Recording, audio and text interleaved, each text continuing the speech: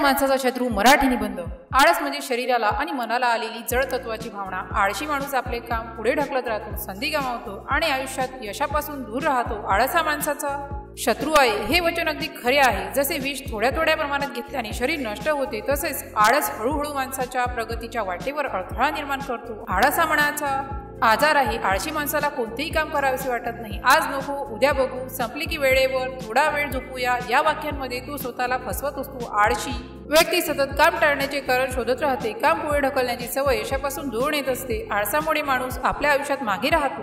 वेळ गेल्यावर पश्चाताप करून उपयोग नसतो। आळशी माणूस संधी हातातून निसटवतो आणि यशस्वी माणसांना फक्त बघत राहतो। शिक्षण, व्यवसाय, कलेत आळशी माणसाला कधीच मोठे यश मिळू शकत नाही। मेहनत करणाराच फळ खातो, आळशी माणूस उपाशी राहतो, अशीच त्याची अवस्था होते। सकाळचा पाखरू दाना टिपतो, जो माणूस वेळेवर मेहनत करतो तोच आयुष्यात यशस्वी होतो। आळस टाळण्यासाठी मनात सकारात्मक विचार ठेवणे, कामाची योग्य योजना बनवणे, वेळेचे व्यवस्थापन करणे आवश्यक आहे। ज्याचं मन मोठं त्याची वाट मोठी।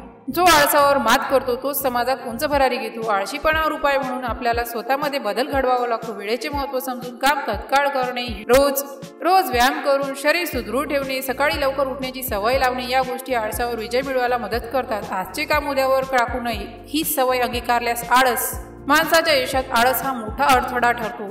आळस माणसाचा खराखुरा शत्रू आहे। आळशी माणूस स्वतःचे नुकसान करून घेतो, म्हणून आळस टाळून मेहनतीने काम करत राहणे हेच खरं यशाचं सूत्र आहे। मेहनत ही यशाची गुरुकिल्ली आहे, हे लक्षात ठेवून आपण आळसावर मात केली पाहिजे।